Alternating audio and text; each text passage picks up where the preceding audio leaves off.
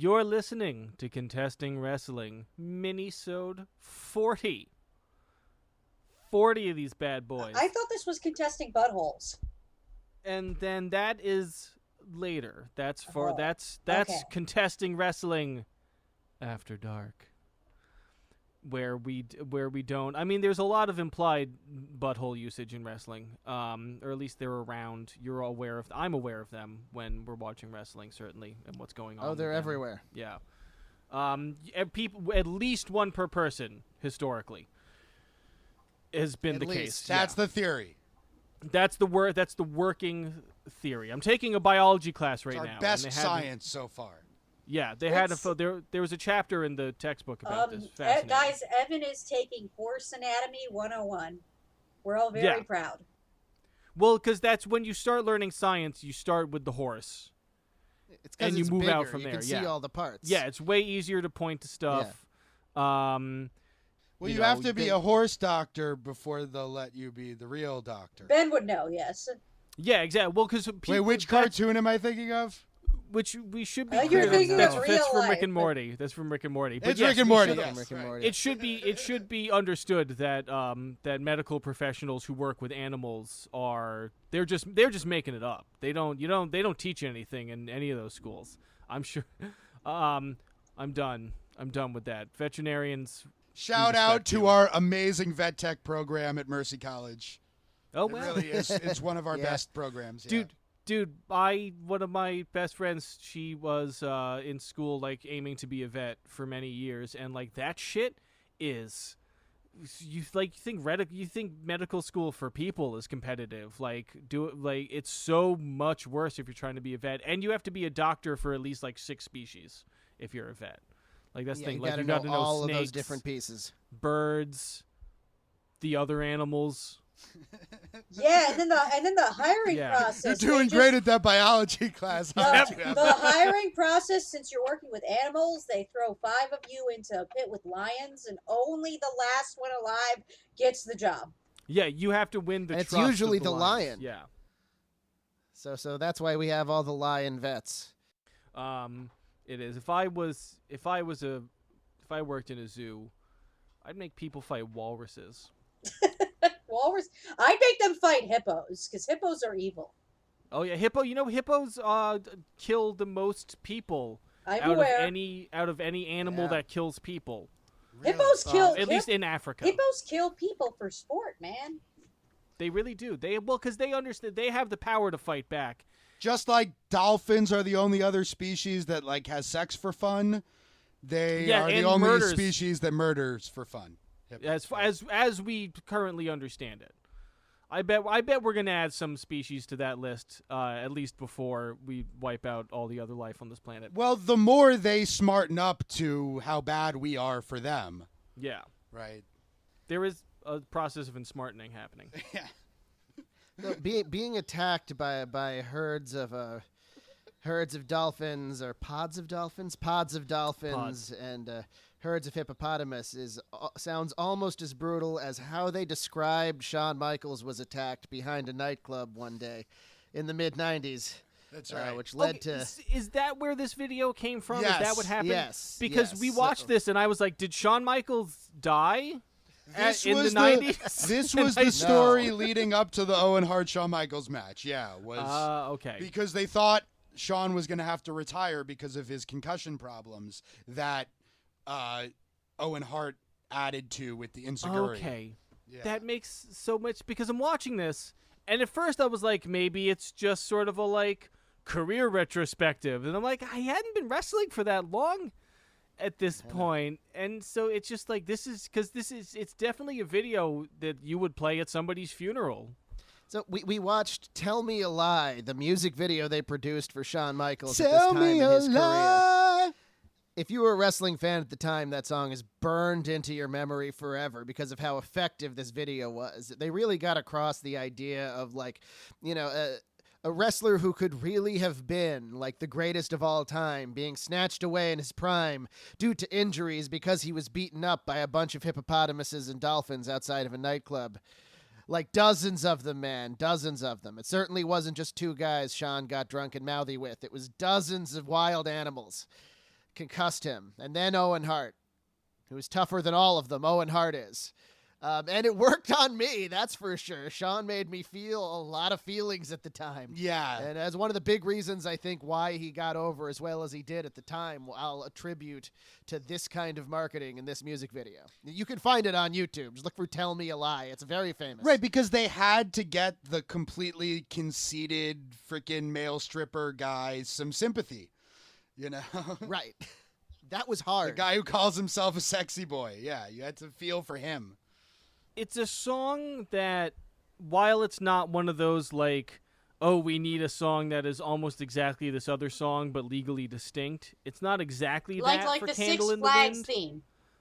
Yeah, exactly. Like, it's not that, but it's like adjacent to Candle in the Wind. It definitely brings up the same. It's meant to evoke the same feeling. This was around the time Princess Diana died too. That's why I was like, did they do an angle where Sean straight up died? Like, Was this before or after that? before, I think. Before, was I think before, so. But Candle in the Wind was an old song, a huge hit. And yeah, Oh, yeah. definitely a song like that. But you're right that it does sound like Shawn Michaels has died. And eventually we'll watch, Ric Flair's retirement match, which was also against Shawn Michaels, and the tribute that they did to him afterwards, which also really comes across as this person is no longer with us. But that's what retiring from wrestling means in the WWE universe. Even if you stick around as a personality, the wrestler you is dead. Is dead Yeah. forever. Yeah. Well, you become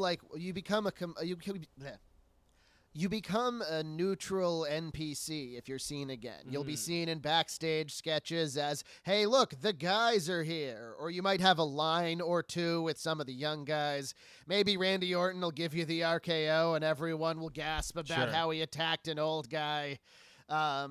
You can be reintroduced as a character if really necessary, but there is a line that most wrestlers will cross if they're lifers with the WWE, where you just become part of the scenery eventually. It's not a bad gig, to be perfectly honest with you. Yeah. Ron Simmons, who we'll talk about, we'll do an episode on soon, comes out and just says, damn.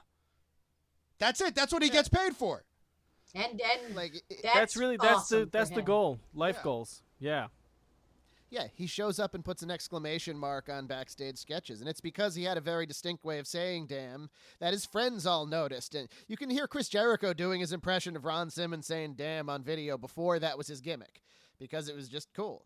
Now, of course, Ron Simmons was, one of the greatest wrestlers of the last 30 years, highly respected and all that. But at some point, he retired from wrestling, but his charisma could still happen. Now, as of note, he recently made a quick appearance on Raw where he did not say damn. Perhaps he's going to be reintroduced as an actual character soon, although I doubt we'll see him wrestle again. He hasn't wrestled in years. He's kind of old. So speaking of people who haven't retired despite being rather old, PCO, who we watched as Jean-Pierre Lafitte wrestle Bret Hart in the In Your House episode. A couple things I want to say about it. One, I think he actually is blind in one eye. Like the eye patch was legit. Yeah, he still wears it. Kevin Owens just happened to mention it recently because they did the eye for an eye match with Seth Rollins and Rey Right. Mysterio. And Owens, who's, also Quebecois, was like, oh, yeah, I'm good friends with Jean-Pierre Lafitte. So, if you need an eye patch, I can get one for you. To which PCO responded, stop, trying to rip our shit off or, get cred for what Ring of Honor is doing or something like that, because that's where he is now. He took some offense to it, did he? Yeah. I was thinking about I great. was looking at a map of Canada recently just for my own edification. I don't need a reason. Don't come at me. And Calgary is coming at really you, out Evan. there. It's, oh no! All right, I'm sorry. It was a front. I put up a tough front, but it's collapsing. Calgary is really just out there in the middle of nowhere. Oh, yeah. It looks like it's hard to get to. Looks like I imagine it's a very insular place. If you're thinking of Toronto, stop. You know, it's really No big matter in what, no matter Calgary the is, context, just if you are currently thinking about Toronto, stop right now. We can hear Immediately. you. There is nothing good. Never mind. if you want to think of Calgary, think more like Tulsa, Oklahoma, except it's real cold. Like the big event annually is the Calgary Stampede, which is a giant like rodeo kind of thing. That's what An they actual do in Calgary. rodeo. There's rodeo clowns and everything. It's a country town. Oh, I was joking. Maybe there are rodeo clowns. There probably are. Well, the rodeo clown, like, is, you know, all the city people are like rodeo clowns. The rodeo clown does a very important task, and that's when the bull throws off the bull rider. The rodeo clown stands halfway across the arena and distracts the bull. Then the bull starts chasing the clown, and then the clown goes and jumps over the wall. This is so that the bull doesn't murder the bull rider that it just threw off of him. So rodeo clown is actually a really tough job, and you got to be fearless to do it. A bunch of them end up gored. In Canada, they're moose mimes. In Canada, they're moose mimes. Fantastic. So, Fantastic. we did. This was the WWF in your house week. Yes. Yeah. And any corrections aside from just, you know, maybe we shouldn't have done these episodes? I don't know. No corrections. One thing that I wanted to point out was like, so we talked about how, you know, there are these like middling things that are supposed to be pretty good but not great, you know, so that they could get people to buy a pay-per-view every month without giving away all the big matches and such. It's interesting how things have changed where like at this point you had a 1 hour Raw, 3 hour pay-per-views, and then the thing in the middle was the in your house pay-per-views that were 2 hours. Right. Superstars was still a thing. Yeah. But it's not like, but it was, you know, it was a very promotional show. It would have one like real match on it and then several squash matches. Yeah, it's kind of like AEW Dark. But like Raw was an hour. Now Raw is 3 hours. And that is too many hours. Absolutely. But the pay-per-views are now less than 3 hours. That seems wrong. They're also not pay-per-views anymore because they're just events on the network. And now we've gotten to the bottom of why Raw is unwatchable. Right. But Raw is their big cash cow because they have the big TV deals with Fox and USA. So now things are starting to change where they're using the network specials to promote Raw. The whole business model is outdated. Yeah, a big thing that changes with all this is now they're not doing live events, so they're not getting live gates. And although the live event revenue had been down for the untelevised events, the pay-per-views weren't down. They could charge exorbitant fees for the front row or the first like couple dozen rows where you get to take the chair home and everything, and the merchandise. We're not talking like billions of dollars here, but a really good night could get them into the seven figures if they have a big enough arena that's full for a good event. Now none of that revenue is coming in. It also disincentivizes them for doing the really long shows, because if you go to the arena and the show is a little long, well, at least you're there and it's the energy of it. But if you're sitting in your living room and you're waiting for the show to friggin' end, you want it over. And they know how bad this shit is. Extreme Rules was dismal. It was It was bad. Oh my god. I want my 2 hours back. Right, and that's the thing. I subscribe to the network. It's not like I paid anything extra for it. I want I'm the with time you, back. Katie. I feel robbed of that part of my life. Yeah. Evan, I'm going to send you a picture because we're not actually going to talk about the whole match. But I'm going to send you a picture which was basically the whole payoff of the eye for an eye thing. Here, I just put it in the Slack. Okay. Let me open this up. Yeah, I just sent. Like, that was it. We got 1 second of that. And otherwise, it was a regular match. What is this a guy, his eye That's hurts? Rey Mysterio with his eye popped out of its socket. Like, that's all you saw. Wow, that's some serious. I would assume that did not happen for real. No. I would. No, Yeah, I would assume that's that not this what is- that looks like. So apparently they shot. Oh, okay, I can kind of see it. Okay. Yeah, and I think actually this was better. Like, apparently they shot a whole CGI thing, and when Vince saw it, he was like, "This does not look good. Let's not use that." Yeah. So they went with this instead, which I thought was fine, except like they only showed it for 1 second. Like you very easily could have missed it completely and think that they were just acting that like his eye popped out. I kind of rather they would have just acted, for the most part, because it worked enough. The whole thing was convoluted and stupid is the problem. Yeah, and that with a couple of other choices they made just made the whole thing pretty useless, the whole event. Anyway.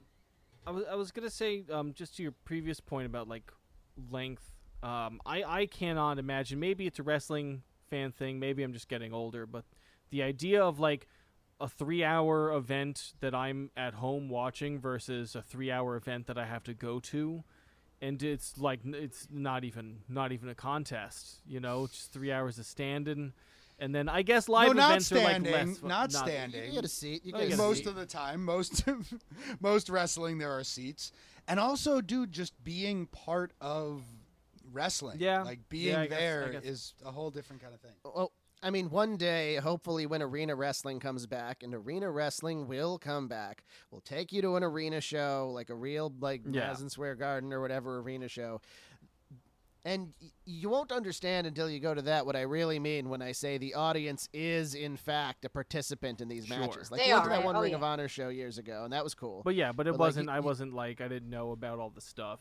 Yeah. Yeah. And then you'll understand that and why it's okay to be there for a while. There is, of course, a limit. I've been to 5-hour wrestling shows where it's like, all right, I want to go Fucking home. 7-hour WrestleMania in the fucking stadium.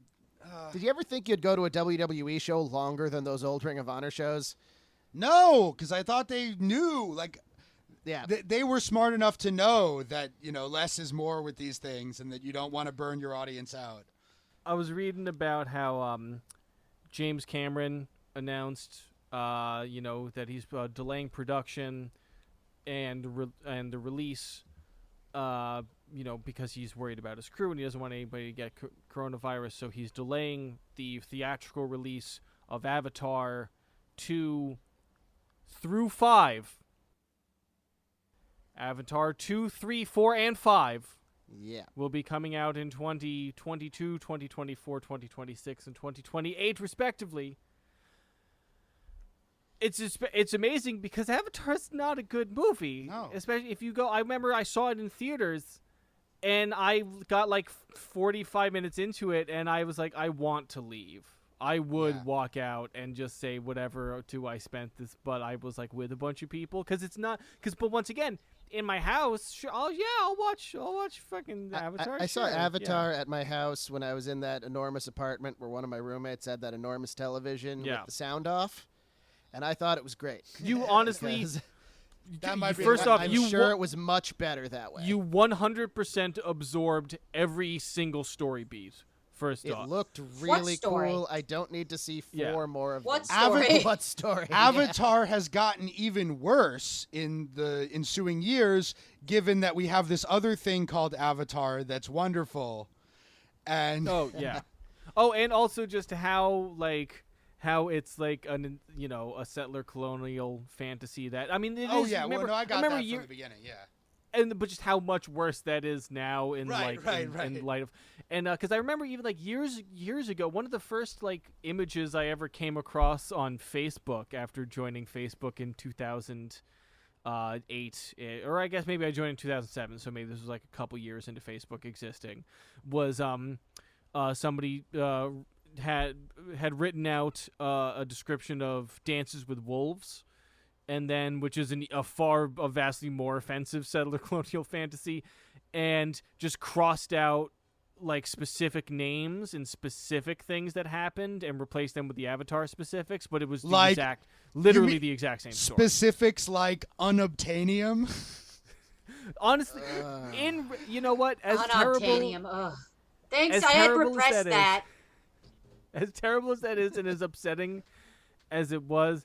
I get it's actually one of the least dumb things in a movie filled with dumb things. Like that at least is kind of fun. You hear Sure, unobtainium and sure. you giggle a little bit. That's true. I mean, it does sound like a placeholder name that they forgot to take Yes. the placeholder off of. That somebody should have been. Somebody should be able to go to James Cameron and be like, "Hey, man, you should not do this one thing." But James Cameron does what he wants to do. He dove to the bottom of the ocean and made a okay documentary about it. So, in contrast to Avatar, one good thing I've been watching lately is Stardom Pro Wrestling. I got a subscription to their streaming service. I want to tell the 45 or whatever people at most that listen to this, probably like Millions and millions. 3 or 4 this might be meaningful to, but I am all on board Team Donna Del Mundo in current Stardom. Donna Del Mundo. Donna It's Del- good to identify people that. Well, that no, don't that's necessarily the name know of the about. faction. Okay, I'm on board with them. Julia, they're the Donnas of the world. yeah, kind of, yeah. Julia, Suri, anyway, all of them. They're great. Whatever happened to the Donnas? They were a band, Himeki. right? The Donnas? I didn't really. I don't think I ever. I remember them in the 90s, but I don't know what happened to them Okay. since. I remember the Body Donnas. Oh, well, that's a whole other story. Sonny's in jail again, and Skip's And dead. hopefully she stays there this time. right. And Skip's is no longer with us.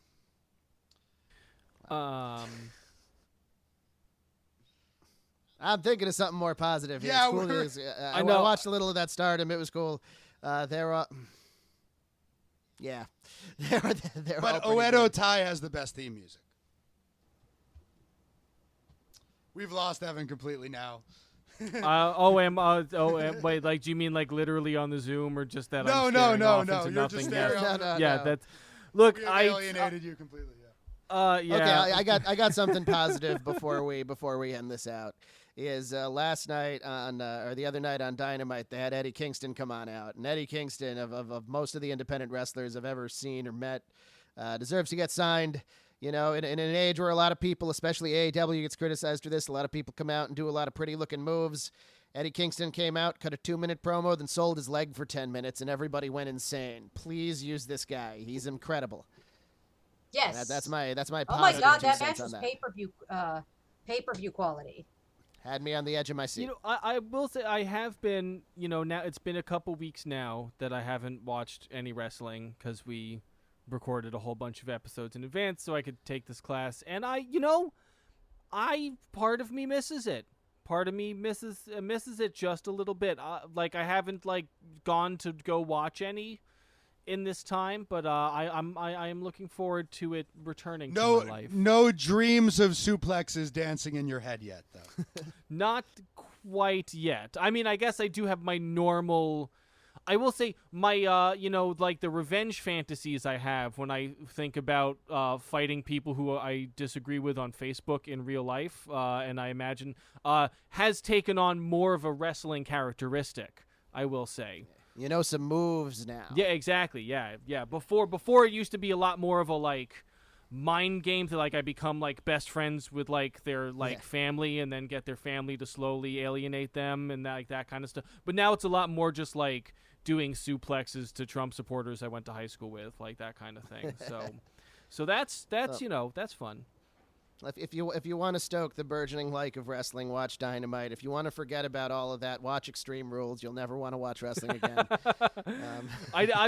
We've seen a couple Extreme Rules matches, but now they have a whole Extreme Rules show. Yeah. Well, it's kind of an annual event where all the matches are one way or another, not just straight up matches usually.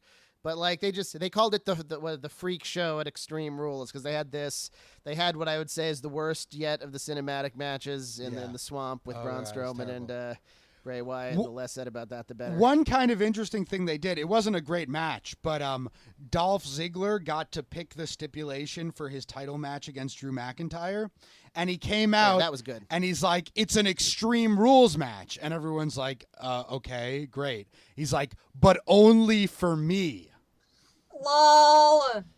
So Dolph got to do whatever weapons he wanted, and Drew McIntyre had to wrestle a regular match. And specifically, if Drew McIntyre got disqualified or counted out, he'd lose the title. Right. So Drew's being all careful and whatnot, and Ziggler's just wailing on him with a chair. I enjoyed that. That was pretty good. I feel like that actually, there's a whole universe of possibility in asymmetrical matches. Yes. Out there, I think that would be really, especially because wrestling is so much about people being like, I'm not just better than you, I'm so much better than you that I need to destroy the concept that anybody should care about you. And it seems like a great way to do that would be like, oh, let's do a match where like I'm people are shooting me with paintballs.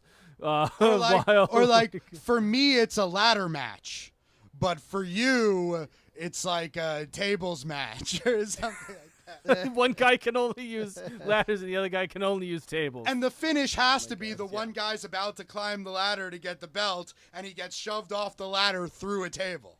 Right. Has there ever been just like a gun match? I mean, Brian has a Pillman gun? had a gun once. Yeah, he didn't bring it to the ring. No. I don't think they ever had a match about it. One of the early TNA episodes, one of the mini wrestlers was there, and he came out to the ring, and he's like, y'all are going to disrespect me? Then he pulls out a gun, and everyone goes, oh, my God. And I think Jeff Jarrett ended up hitting him with his guitar. We should and show him, but we apprehending should him with show the him more gun. Pillman. It does feel like Well, Pillman's a whole other. Yeah. Yeah, Pillman was a. We could do an episode on. Yeah, Pillman. we could remind me to put that in the Slack. We should do Yeah, Pillman. no, we have to do an episode. Absolutely. On He's such an enigma I- because he died. I mean, he's a wrestler that died right as he was like about to become a huge star. It's more complicated than that. And a lot of the yeah. other stuff that he But that's- did yeah. was like, just like weird uses of kayfabe. He was on ahead a of his level time that is no what one he else was has doing. done. Yeah. The loose cannon, Brian Pillman. Oh, okay. Here's another question. Also, yeah, just for the record, I guess you couldn't really do it a lot as a heel, but it just seems like it would be a fun heel move. Or if somebody was coming at you, you just pulled a gun out of like your Speedo and shot them. And then, so speaking of kayfabe, I read that there was an interview with Orange Cassidy in like Vulture or some yeah. shit like that. Where they were like talking about how he's like bringing all these people in and stuff like that, and I think it it was ESPN. maybe it was like a major publication of some kind. Yeah, and I believe that was totally ESPN. And I feel like I guess I haven't read a lot of interviews with wrestlers in mainstream publications. He seemed like he was maintaining his kayfabe character to a degree. Does that happen? Does that come? Like, I don't know. Not like it used to. Not like Yeah. it used to. And that's one of the reasons I love him, and that's one of the points that I've been making about him, is that as much as he might seem like this, new, like, avant-garde kind of thing in wrestling, I feel like he's actually more of a throwback to classic wrestling where you kept kayfabe like that. Well, because it seems like it's a character that he can maintain, right? Like, it's not wildly different from who he is. I'm sure he has like a lot of prepared stuff. I've seen like interviews with him where people are asking him stuff, and he like some questions he clearly has like ready to go. And so I think he just figured out how to maintain kayfabe with the internet, which seems like has been the struggle for the last 10 or plus years. Absolutely. He's gotten the fans to want to maintain it with him. And that's the key. Because wrestling fans have always, by and large, known what wrestling was. But if you make them want to come along with you and get swept up in it, you win. They just published the first pictures of the Orange Cassidy action figure. I saw. Oh, awesome. It's got It's an not out extra yet. pair of hands that'll go in his pockets, and then another extra hand that does the like sort of thumbs up. That's incredible. Yeah, it's going to be good. All right. Do we have any? Okay. Oh yeah, Yeah, I think. we're good. Alrighty. These end up longer when you haven't just recorded 2 episodes back to back, and I think it's ending up good. Oh yeah, no, I'm happy, but I am going to be happy in a few weeks. I don't know if happy is the right word, but I will be resigned to the return of wrestling to my life. We'll bring you in back. We'll bring you back in a good way with I think Rey Mysterio, right? We're gonna Yes. I think yeah. so. start our yes. study of Rey Mysterio. Yeah, we But- can do Reddy, and we can do Eddie too. Listeners, this coming Monday get ready for our episode on the wonderful pro wrestling phenomenon known as The New Day.